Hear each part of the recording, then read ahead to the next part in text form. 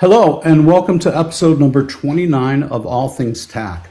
I am your host, Zev Nadler, and before I talk about why today's show is truly about essential capabilities required by any TAC-centric operation, I'm going to take a daddy-daughter pride moment to share that my daughter Sivan has completed her BS degree, summa cum laude, in aeronautical management with a focus in UAVs. So yes, the apple of my eye has not fallen far from my tree.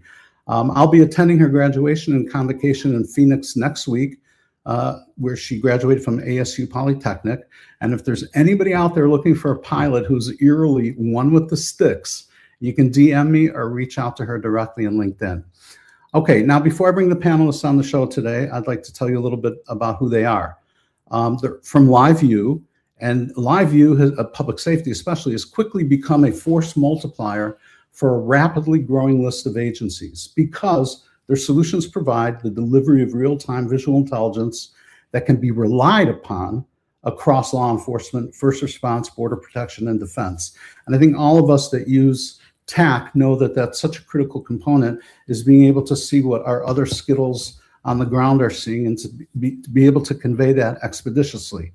So if we had to put that all together in a concept, I would say that means that LiveU provides the resilience. And yes, that word is often applied to navigational resilience with drones.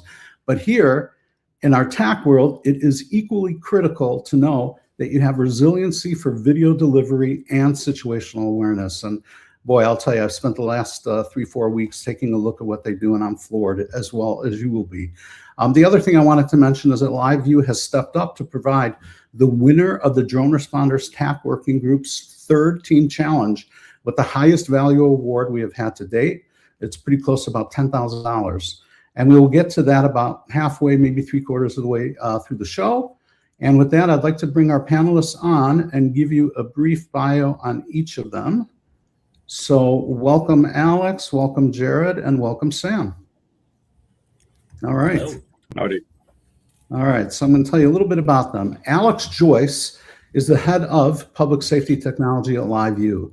He leads a team focused on supporting public safety agencies and broadcasters with real-time video solutions, leveraging cellular and satellite technologies across software and hardware environments.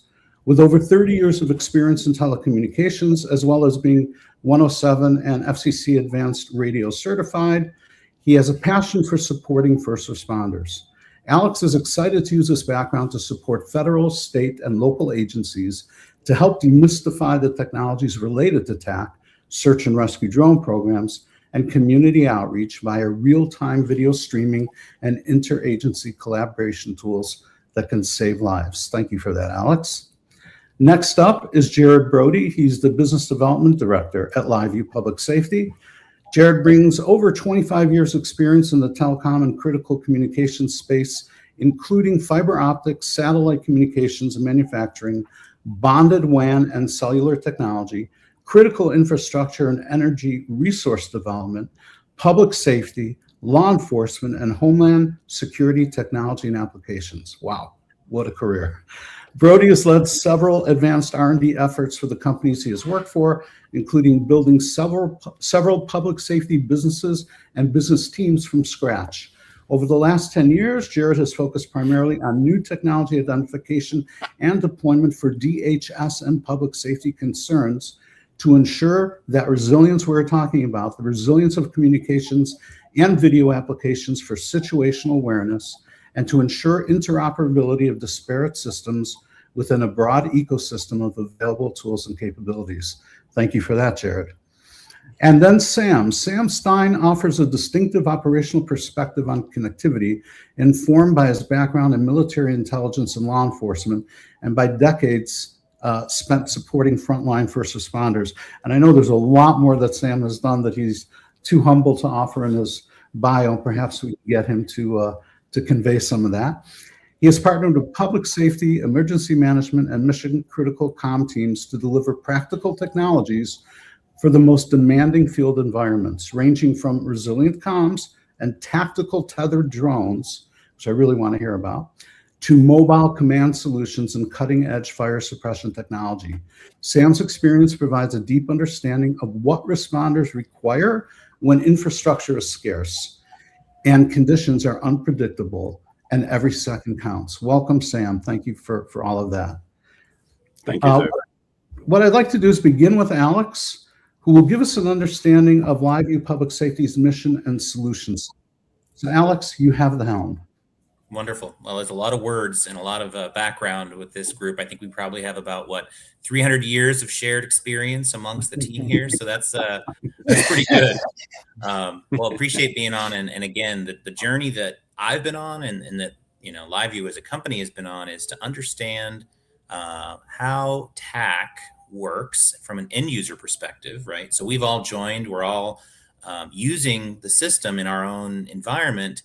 And for me, my background, as you mentioned, is video. It's telecommunications. It's gazintas. It's gazautas, right? It's how things work. And so I get a lot of personal satisfaction when I have conversations about these things to understand how to solve a puzzle, because the tech stacks now, as Sam and I were talking before, are so complex, right? And it requires either a trusted advisor to walk you through some of this stuff, or some blue skies training, as we talk about a lot. But I'll go through a little background about LiveView. So LiveView, and again, I think the goal of this is really more of a conversation about all kinds of technology. So I'll talk about LiveView. I work for LiveView as a background, and LiveView's contribution to this is what we call a multiplier approach. So LiveView has technology that does video, it does data, it does communications, it does file transfer, all kinds of different things. And when we describe how that's done, we look back about 20 years. And originally, LiveView was designed to replace very cumbersome satellite communications and technology for broadcasters.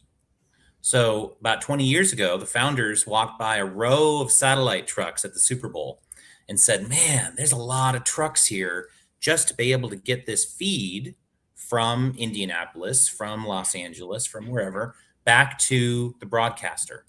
There must be a better way to do this. And back then, cellular technology was very slow, 2G, very, very slow technology. It was basically for texting and voice calls. And they said, well, what if we took that very small amount of bandwidth on the cellular platform and added 10 more cellular connections to the device? Can we take that and make a bigger pipe to send video? And they did.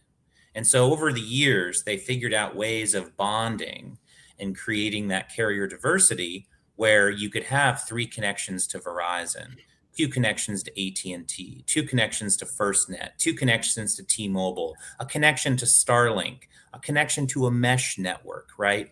And bond them all together so that you have a single pipe. And actually, let me share my screen for a sec to give a visual representation of that. The goal for that, and let me share. I'm going to share my screen here, and let me know if this works. The goal for that is. There we go. Got it. Here it comes. Got it. All right. So let me go back a few slides here. This will not be death by PowerPoint. But I wanted to show you what I was trying to do. So do you see the bonded uplink slide? We do. Yes.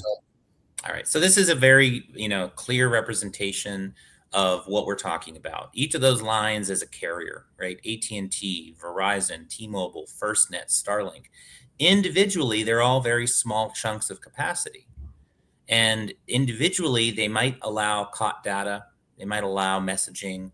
But there's probably not a big enough connection on any of those to send video, which is a very bandwidth intensive requirement. So by taking all those connections and bonding them together, you can create a pipe that's big enough to transport large amounts of data, usually video data with metadata, KLV, et cetera. So that's sort of what bonding does. That's what LiveView's main core transport is, which is taking things from the edge, creating a bigger road, and delivering those to the necessary folks at the other side. I'll pause there for a sec. I've got some more show and tell, but I don't want to take over the show and tell side of things if there's other questions about the background. Thank you. And I want to remind our viewers that at any point, type a question up. If it's a good one or one that can be answered, I will put it up on the screen for our panelists to address. So that's something you can definitely do at any time. I want to ask Jared if there's anything he wants to add before Alex continues, because this next part of Alex's presentation I've seen, and I was floored by it. I mean, this is one of those presentations you can never forget. So Jared, did you have anything to add, or shall we continue? The only minor thing I would add, just because I think it's important, is particularly with the diagram that Alex just shared. That very clearly displays sort of, taking disparate frequencies, disparate carriers, and aggregating bandwidth to build a big enough pipe to transmit larger amounts of data. On the other side, the word that I'm going to continue to pull on, and you brought out early on, Zev, is resilience.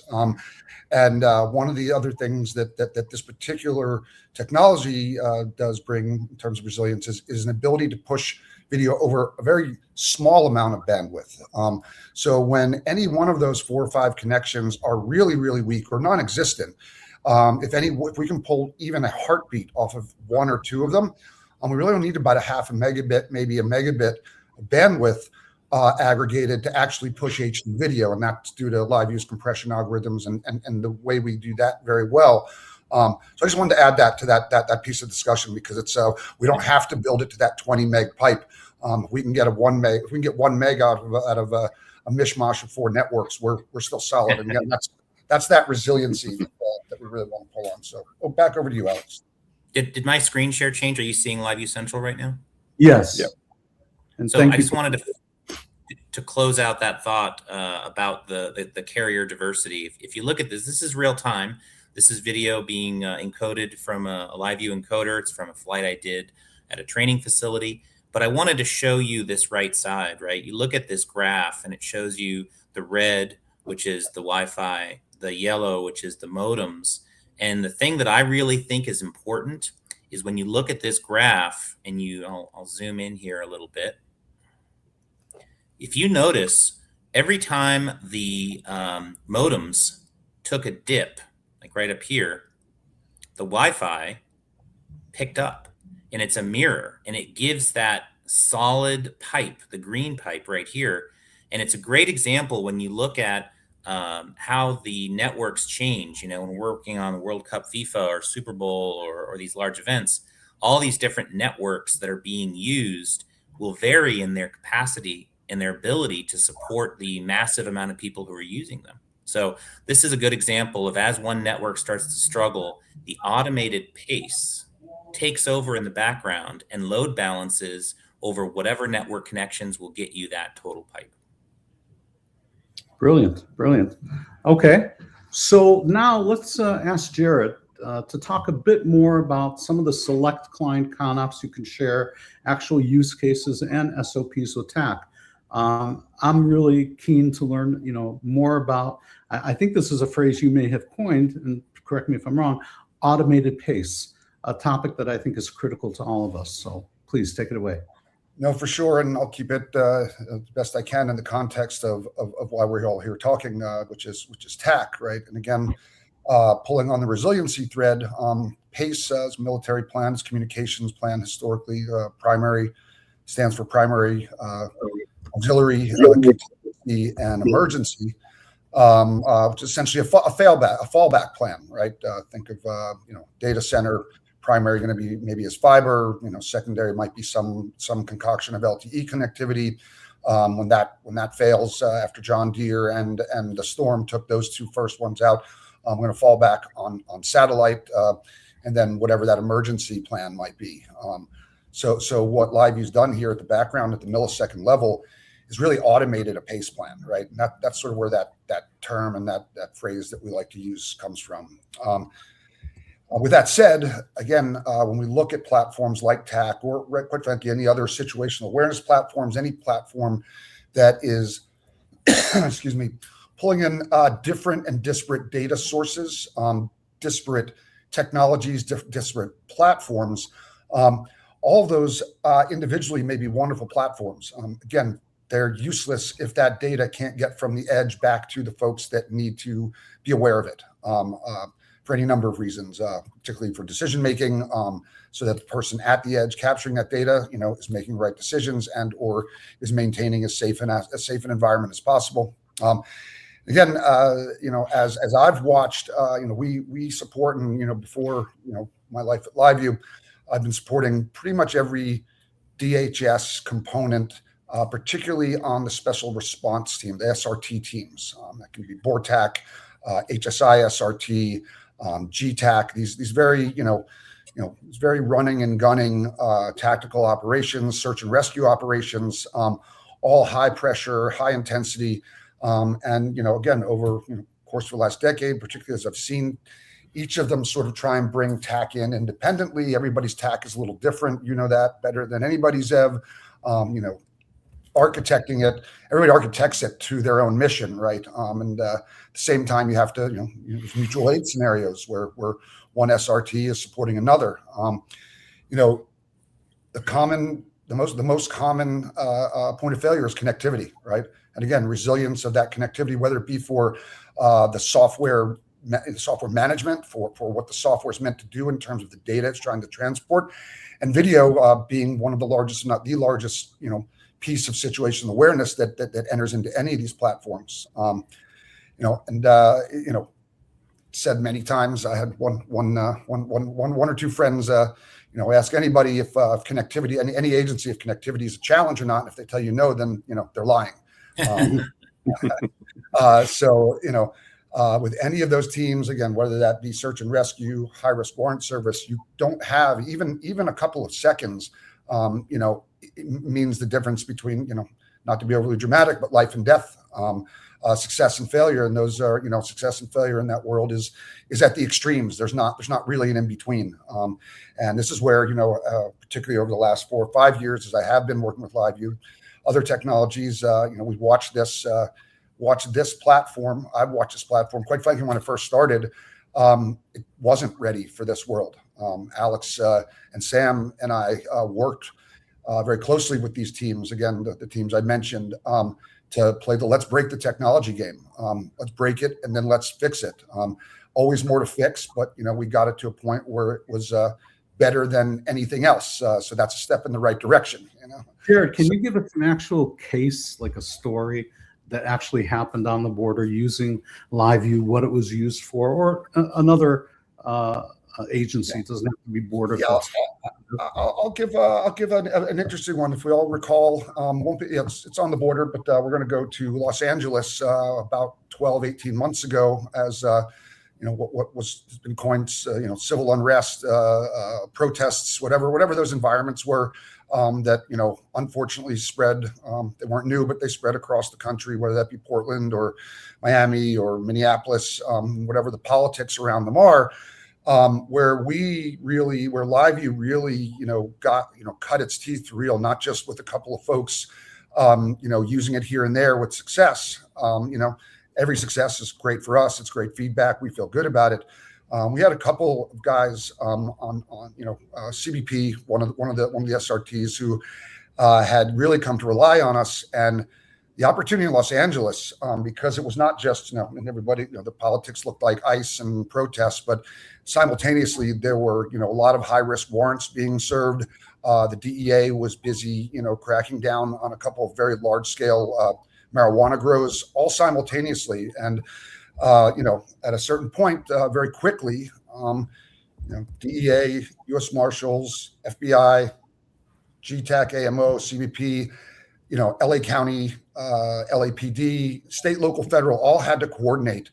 They all showed up with all of their wonderful tools, and none of them could share video or situational awareness with one another.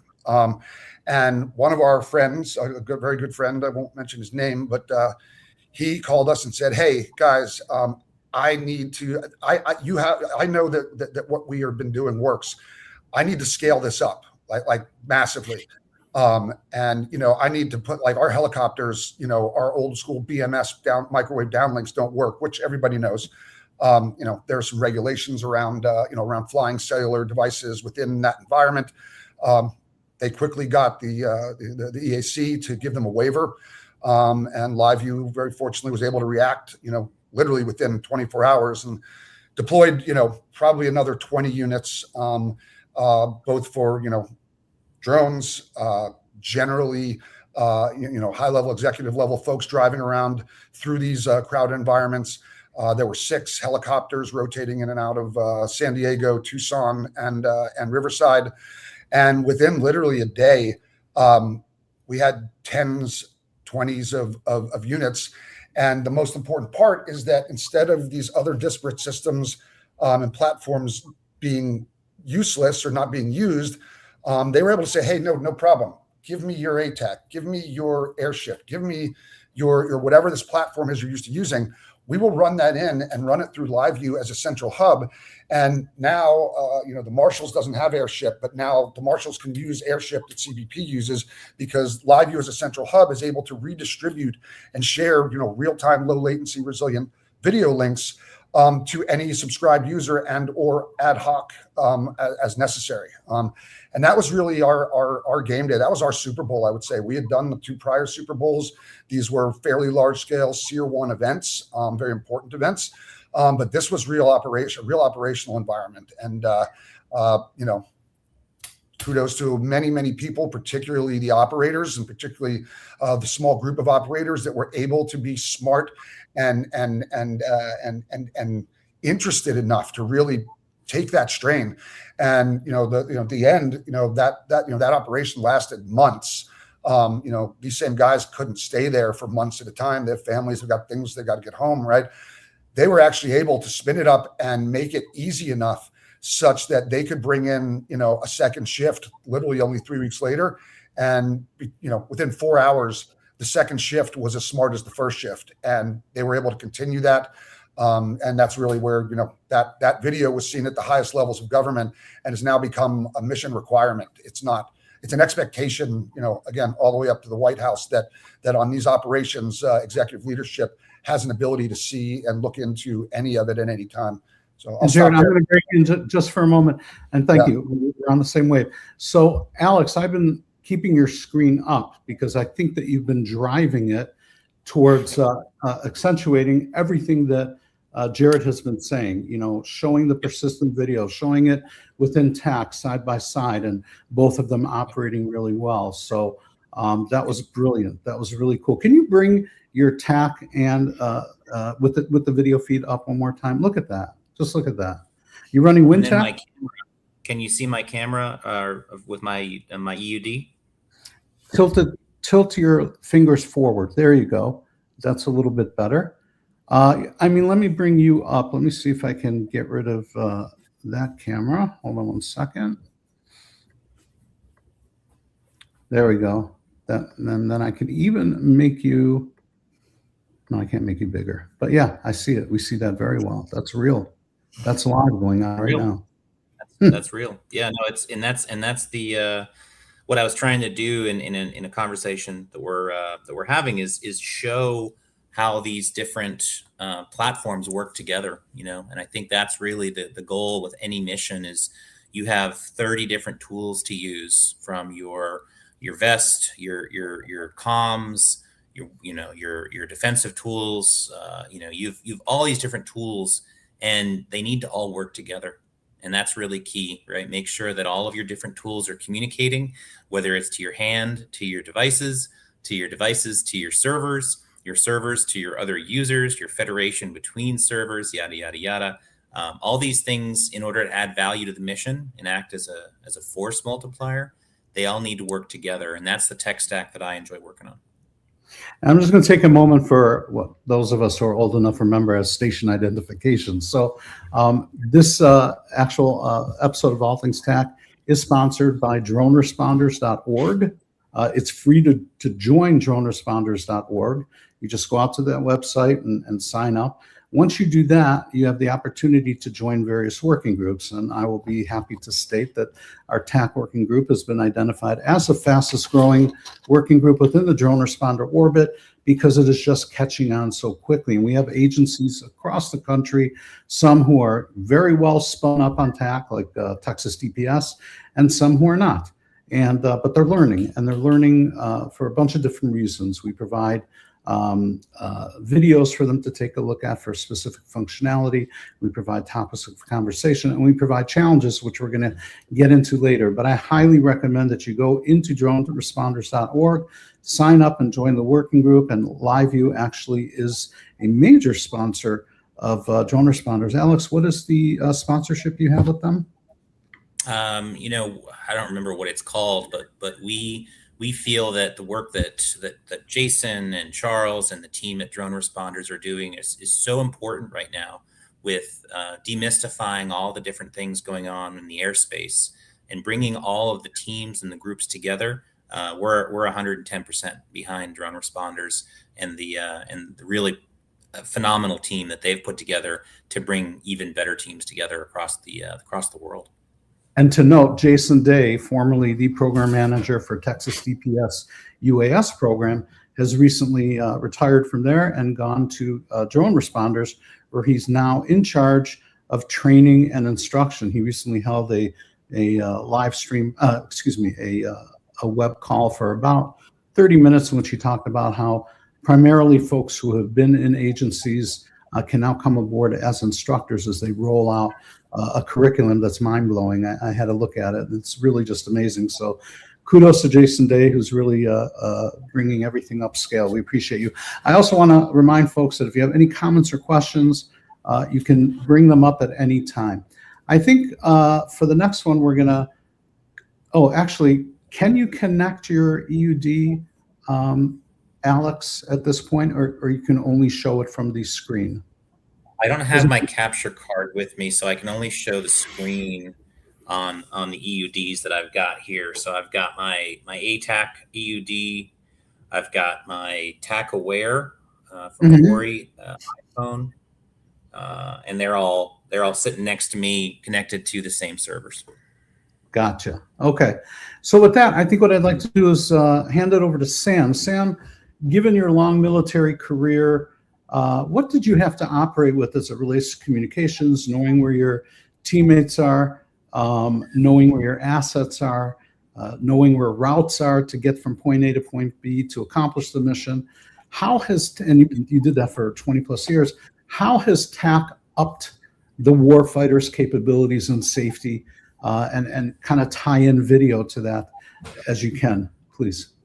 Yeah, no, thank you, Ziv. Yeah, that is, if I may, I'll take a quick minute to tell a story when I was in the military, and where the lack of TAC and the lack of communication, in many cases, ended up, in very unfortunate situations. But personally, I was with the Southwest African Territory Forces, and which was part of the South African military at the time. And I won't go into the details of that. It's a long story, but the military kind of responded to other than obvious military things, similar to what the National Guard or state guards do here. If it's any massive event, they'll go and assist. And wildfires in Namibia being very arid and very dry and desert-like in most cases, we got a call from a local farmer, rancher, massive farms, thousands of acres, and that there was a wildfire. And we got sent out there, having no formal training of fighting fires, but we kind of had burlap sacks on the edge of sticks that we,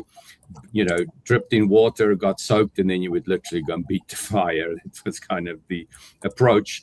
And it was kind of very somewhat mountainous terrain. And, as you're fighting this fire, you're kind of going down into these gullies and whatever. And suddenly the wind shifted, and we had a signalman.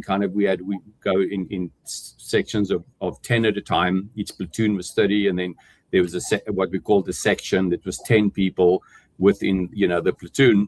And so our section was down in this gully, and we thought we were getting a handle on this fire. And we had a signalman with us. It was the old RSA Barlow 53 radios with a like ribbon antenna. And, we didn't hear anything, so all was fine. And the next moment we hear, we very well knew what gunshots sounded like, bullets when they were going over your head. And we were just for a moment perplexed, like, well, we're not in a war, we are in a war zone, but we weren't actively in a war zone on that day. And we looked up, and I saw our colonel was up on kind of a little bit away, like frantically waving. And then when we turned, the wind had actually shifted, and it was quite a severe wind, and the flames were kind of running on top of the grass as the wind was just blowing it. And we had what we call bush hats. It was like a tactical hat you could put things on. And they were also soaked in water just to help us with the heat. And we ended up running like literally through the flames to get through from out, because this thing had shifted, and it was kind of up against a cliff that we wouldn't be able to, traverse if we had to. And we got out of it. And I mean, kudos to our colonel to have the foresight to know that, rounds over our heads would make us look up. And yes, I mean, that was definitely the first realization as, an 18-year-old soldier that, wow, lack of communication can turn deadly in ways that you don't expect it to. I actually want to interject something to that, and then I'd like you to continue. But what you just said was so pivotal in AJ. We all know the Reverend AJ and his buddy Dave Zader really starting to promote TAC back in 2017, because of what happened to the Granite Mountain Hotshots at the Yarnell fire, which was right in my backyard at the time in Arizona. When I say backyard, I mean like an hour away. And what happened was it was a 20-man team. One of them stayed behind. The 19 who went in were quickly surrounded by fire on all sides, and their analog comms were just, static. They were trying to communicate and they were unable. And air attack up above was not able to see what their position was to instruct the others to go and help their mates because of the billowing smoke and the fires.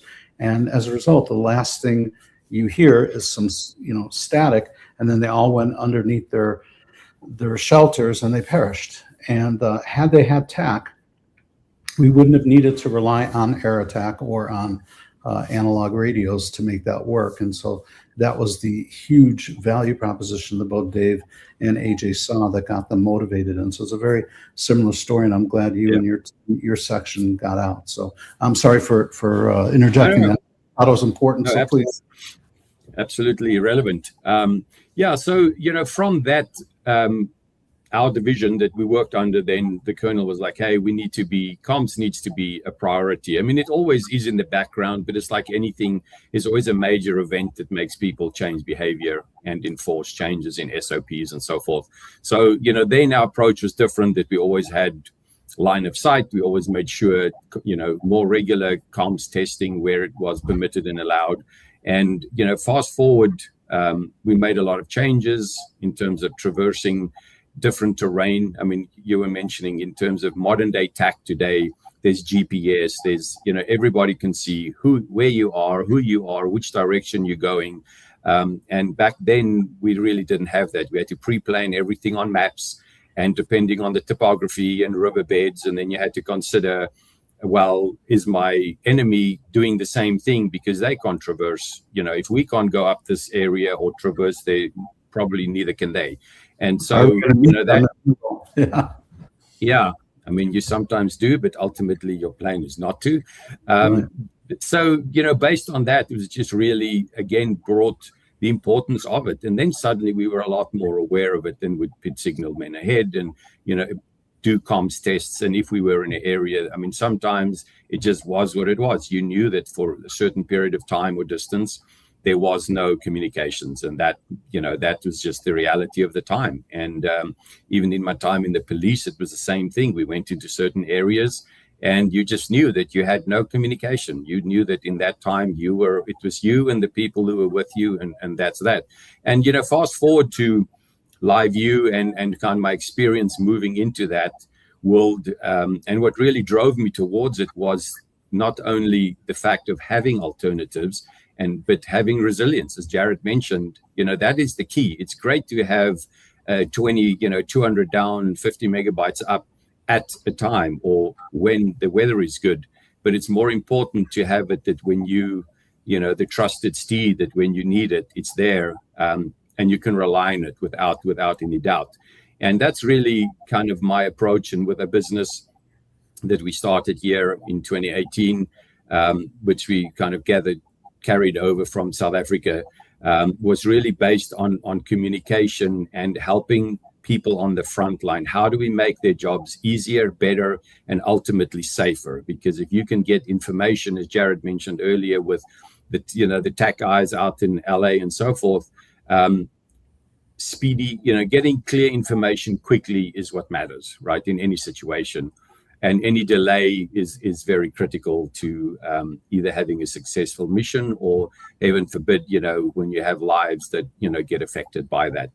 And so AJ Morgan, which then morphed into Vero Comtech for various reasons, that's really been a passion of mine. It's turned into a business, but it's really been something that's always been I've been very aware of, and always speaking with law enforcement and frontline responders is like, what happens when this happens? And many of them, like Jared said, if they're telling you the truth, will say, yeah, on a bright sunny day, all is good. But when all hell is breaking loose, that is when most systems fail, right? When equipment is under stressed and overused and so forth, then you have the problems. And then really shortfall in any equipment or technology starts to show itself in the most inappropriate times.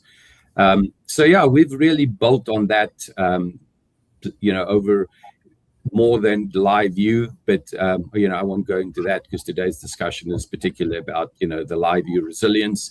But it all plugs in together. Live view equipment can use cellular, it can use Ethernet, it can use satellite. And we've kind of worked, with Live, we've done a lot of testing to add a resilience even to their very resilient system with satellite and other type of connectivity solutions. Brilliant. Okay, I'm just setting up my EUD device for when we get into the challenge, which I want to see if my buddy who has won is on yet, and he's not. So, gentlemen, is there anything else you would like to discuss before we talk about the challenge and what it was about and who won and so forth? I was going to mention just the importance for any platform, and I've got my screen up. I'm not sure if you're getting the screen share or not, but I'd be happy to talk about the requirement for connectivity for all of these different platforms. You want to touch on that? Yes, please. So, are you seeing my shared screen? Oh yes, we are.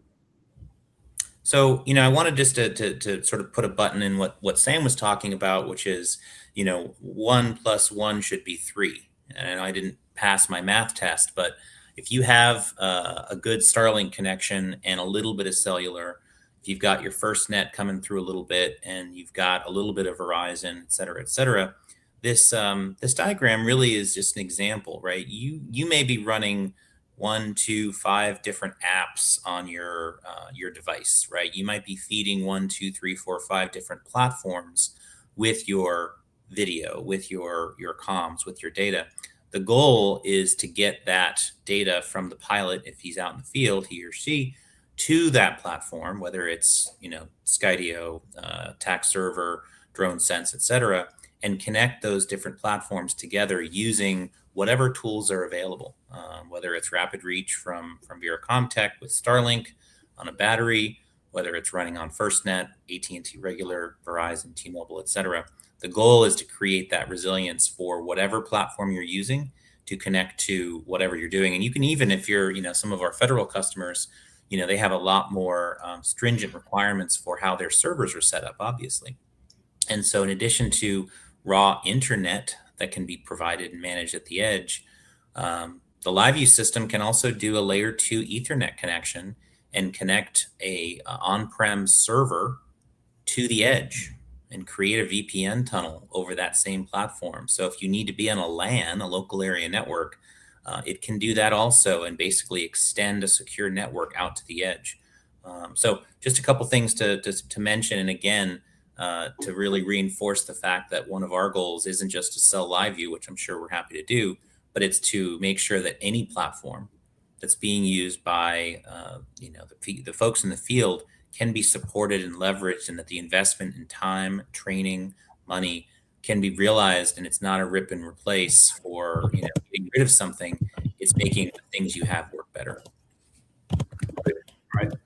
Okay, with that, I am going to remove that from the screen and share mine to show you a bit of what we came up with in the challenge and who won and why. So let me do that real quick here. Some background noise. I don't know if somebody's typing or. Sam, are you typing right now? I was sending a message to you guys, but I will see if it's interfering. I'll mute my. All right. Yeah, Yeah, if Still you on mute it while you're typing, that works great. Okay, here we go. So first, let me tell you a little bit about the challenge. The challenge that we came, so actually Drone Responders, sponsors a lot of what we do here at All Things Stack. And certainly we help drone responders by coming up with challenges and finding the folks that can actually provide an award towards that. And they, of course, get some mention, honorable mention, as LiveView is getting today because of the tremendous award that they're offering, which we're going to talk about later. But this challenge, the first challenge was just, hey, show me how to get from a search and rescue station to somebody who needs searching and rescuing. And that was up in Yavapai County, Arizona. Paul Clifton kind of helped us come up with that challenge. And then I think that was Jason Esterline who won that one out of Help Now in Florida. And then the second challenge was sponsored by Izzy Freed's Syndicate. And that was a pretty good one too. It was somebody had to abduct or apprehend Whitey Bulger from his home in Boston and put, all the different assets that needed to be there while doing so, and so on and so forth. So that was kind of cool. That was a great one. This one, we really amped it up because of FIFA and so on. The challenge was you're at a sports stadium, the game is over, 2,000 people are going wild in the streets. There's brush fires going on in an adjacent field, and there's rioting and looting and all kinds of chaos going on. How do you address it? And, excuse me. And our good friend Mark Halliday from Mini Workgroups in the UK came up with a solution that just took the prize. He won in every possible way. And what I'd like to do is take a moment just to show you what he came up with, okay? So he actually is stationed, his actual home, I think, or office is in Newcastle on Tyne. And he brought up, and I'm using a real small EUD here because my my tablet doesn't have DTED and I couldn't do any 3D stuff. Okay, so what you see here is the two white routes. Those are the in and out routes for the responders. Now, what you also see here are various traffic controls. And if we zoom in on a traffic control, you'll see that he physically put, on this one, he might not have, but on some of the traffic controls, you'll actually see a vehicle parked blocking the road so that people have to go through it or stop. I don't remember which one it was, but he has that in there. He also has 3 UAS feeds, Patrol Area 3, Patrol Area 1, and Patrol Area 2. Just looking at this traffic control to see if that was it.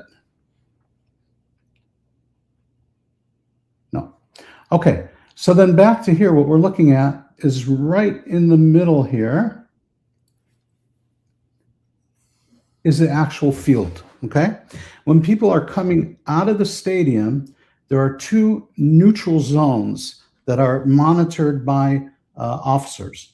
So the white one and the purple one are neutral zones. Those are no-go zones for the zones that are designated as, excuse me, I believe this is the away fan zone, the yellow one, and the other one is the home fan zone. So they really do their best to demarcate and let each of them celebrate without pummeling each other. So they had that going on. And now I'm going to look at the big screen here. We had Response Team Alpha. And let's see, we had another response team, I believe.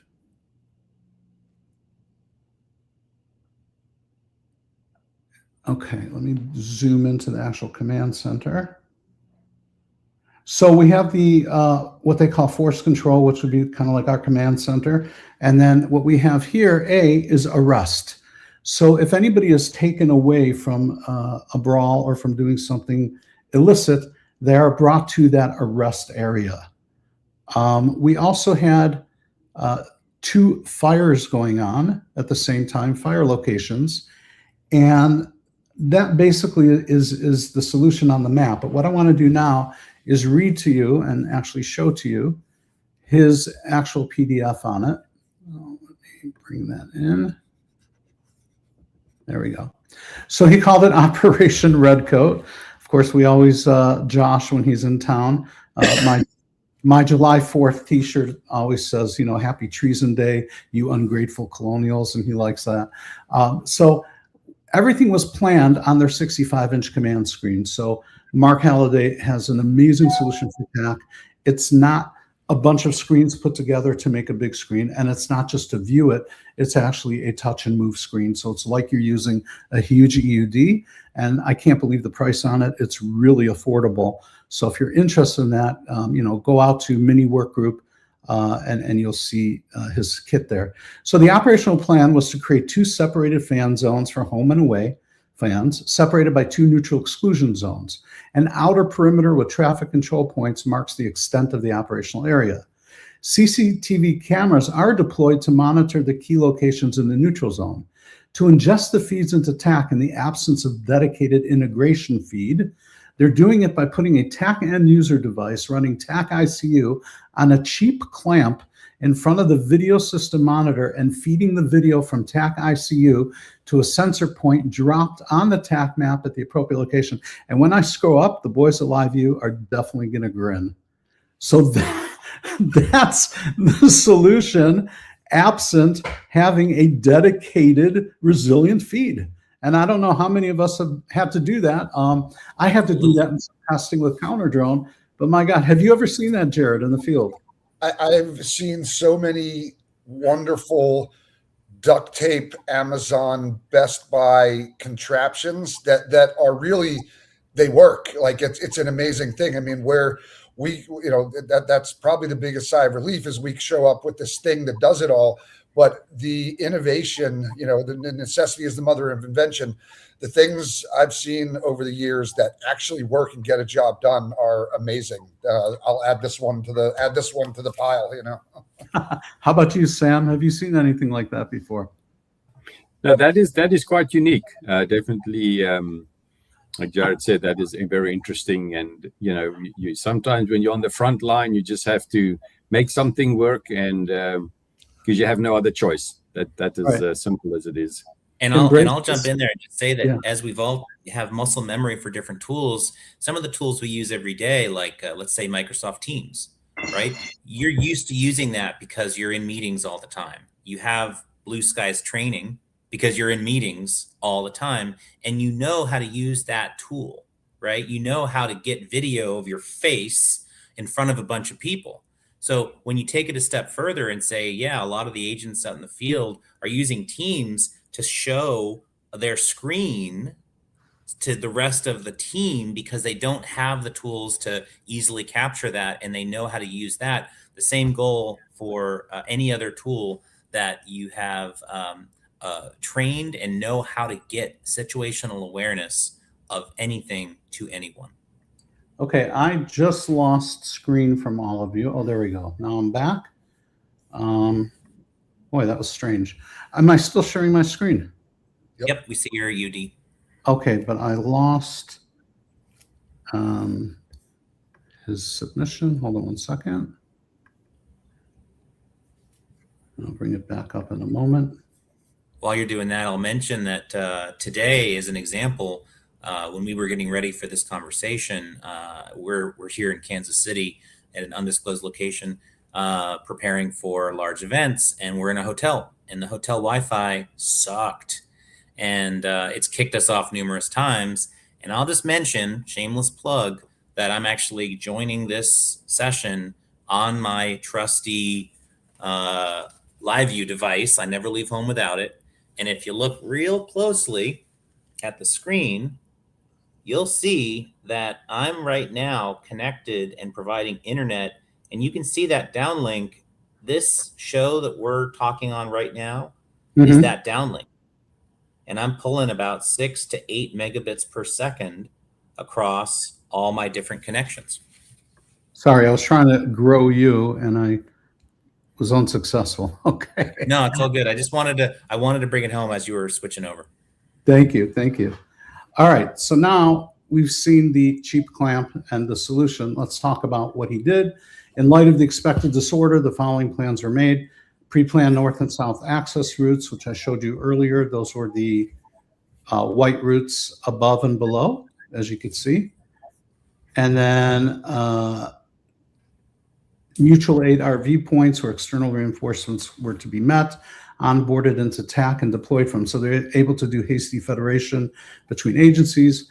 Because most of the area to the north of the stadium is woodland, they did overlay a GRG to allow coordinated deployments of resources using the non-integrated UAV feeds. But here's a tip for everybody who uses TAC.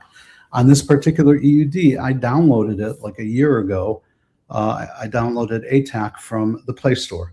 And once you download it from the Play Store, you not only have to delete that iteration, but also any file or folder that has to do with it, and then bring it from tac.gov. And the reason I'm mentioning this is because I tried to bring down the GRG plugin yesterday, but it was not compatible with that Play Store TAC. So I highly recommend, as I do when anybody joins our TAC working group, do not get it from the Play Store. Okay, so there would have been GRG feeds over it so you can give, an actual point of where a firefighter has to go. And then, of course, we talked about the central arrest processing location and the UAVs that were assigned for Overwatch sectors. So what we didn't get is an easy way, UAS tools, I guess, wasn't deployed or available to be deployed.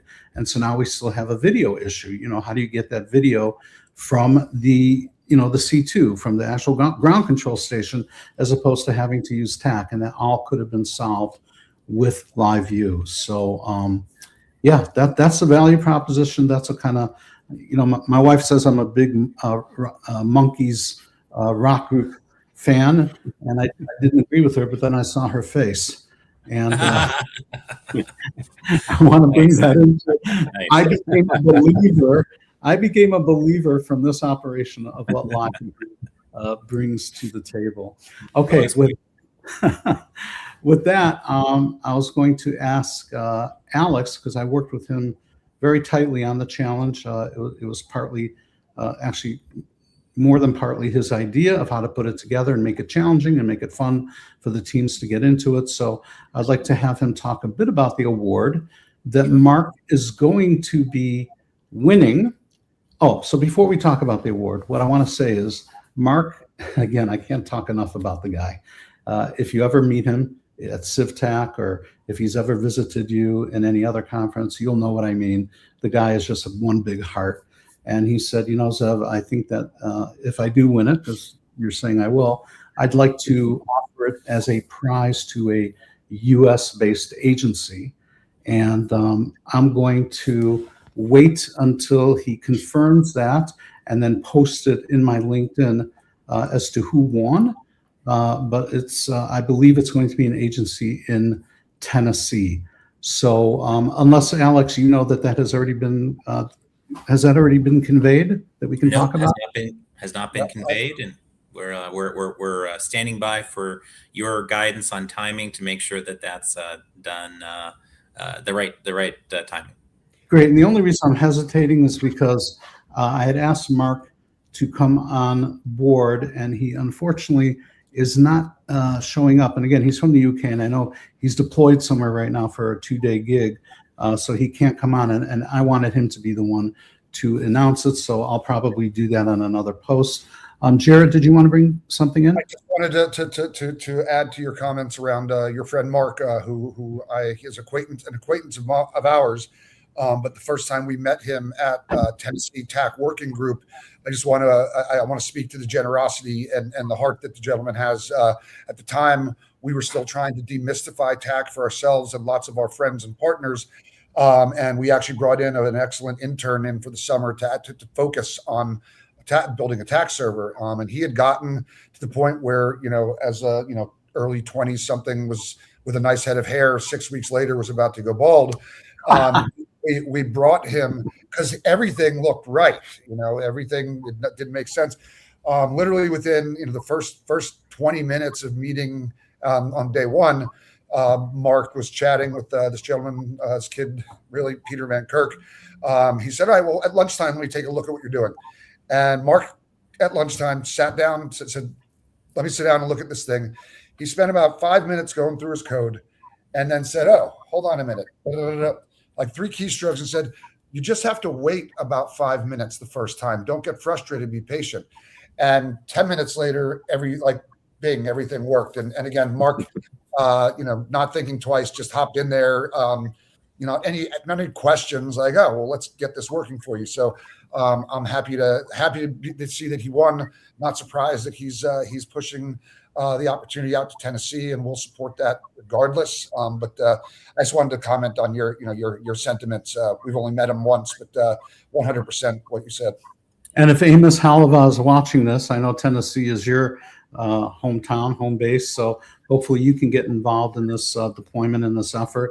I know that your raison d'être, I only speak a few words of French, but your reason for being is that you promote TAC within agencies. So Alex, I'm going to bring up your slide here and we could talk about the prize.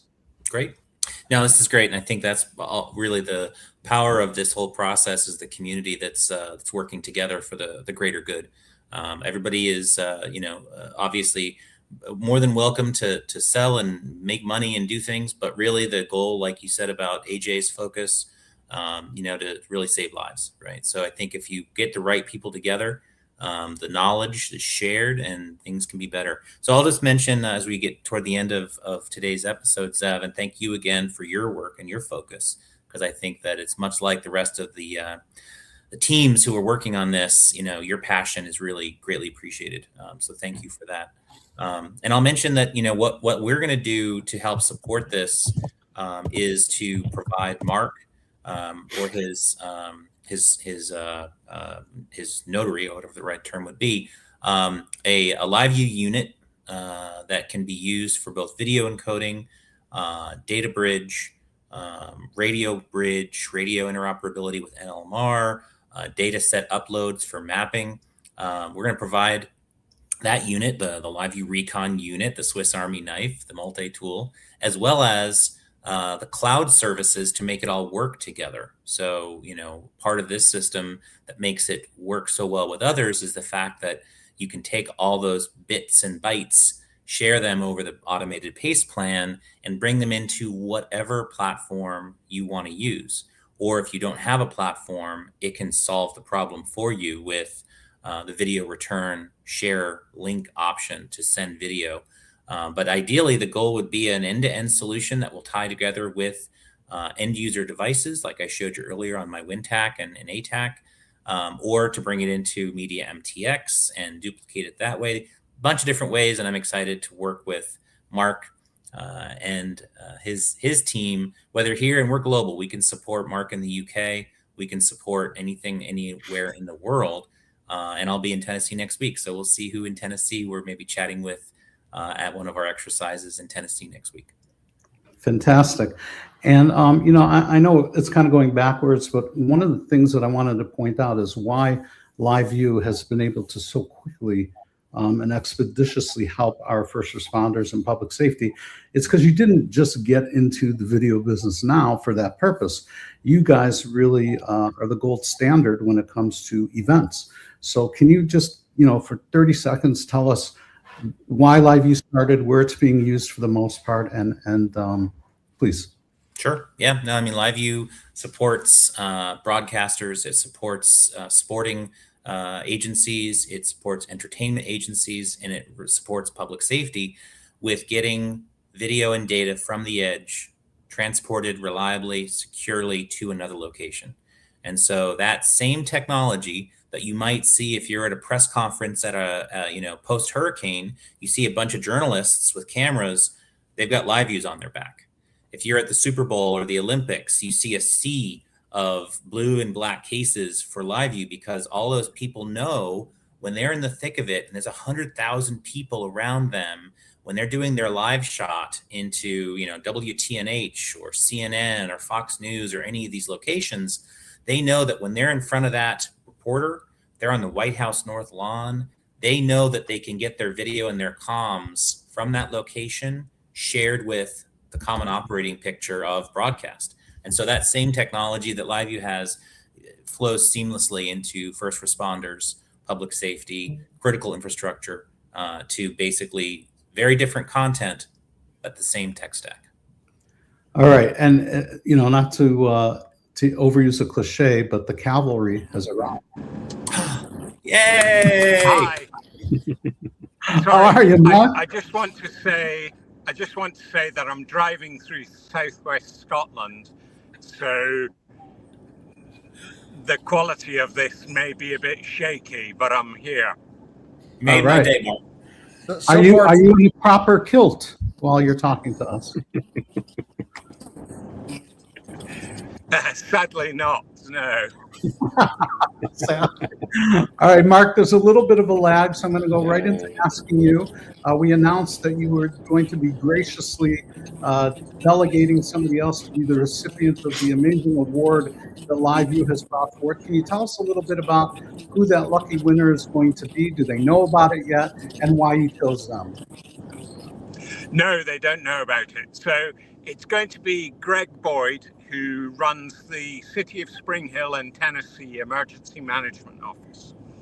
And the reason I've chosen them is to really get the best benefit out of it. It needs to be somebody who's a bit down their way of the TAC journey. I mean, first of all, they need to actually be a first responder rather than just a company like me. So someone who can use it. And I think that they have a very forward-leaning TAC program, and they'll be able to really use it and showcase it. And I hope they do a talk at CivTAC every year.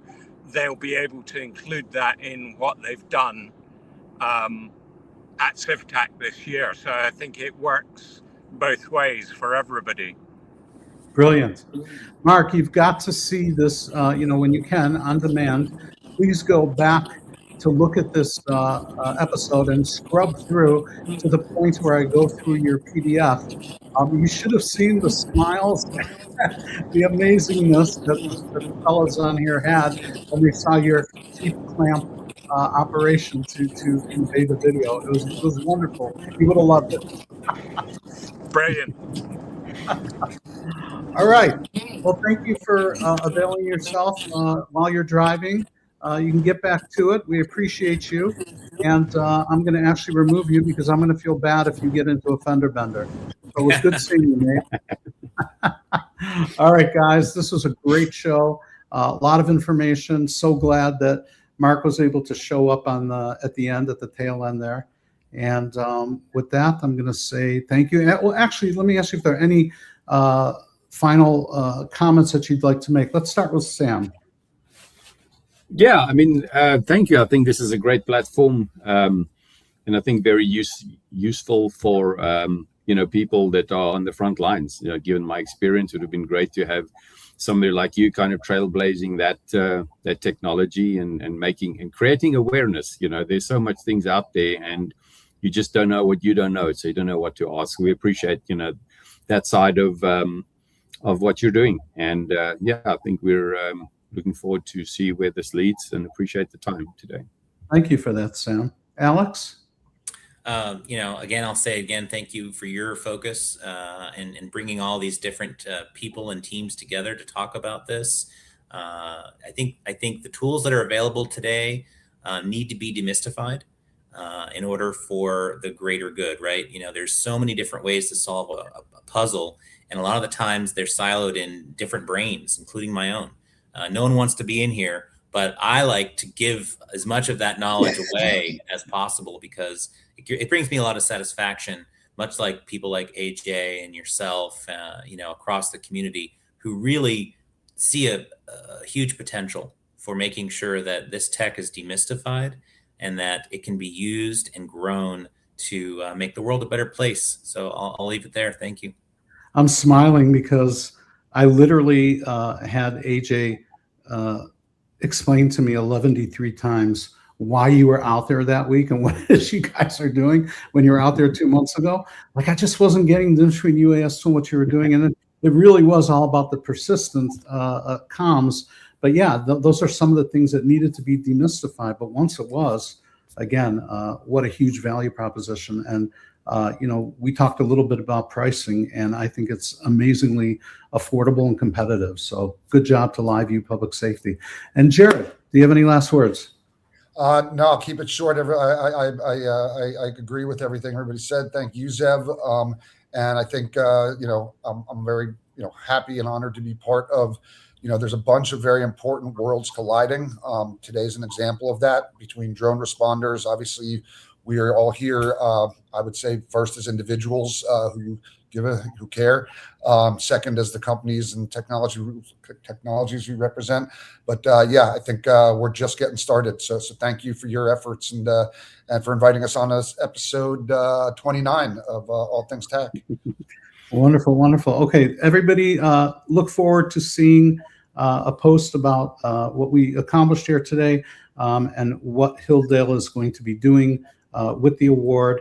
And with that, I'm going to end the live stream and ask our panelists to stay on board with me.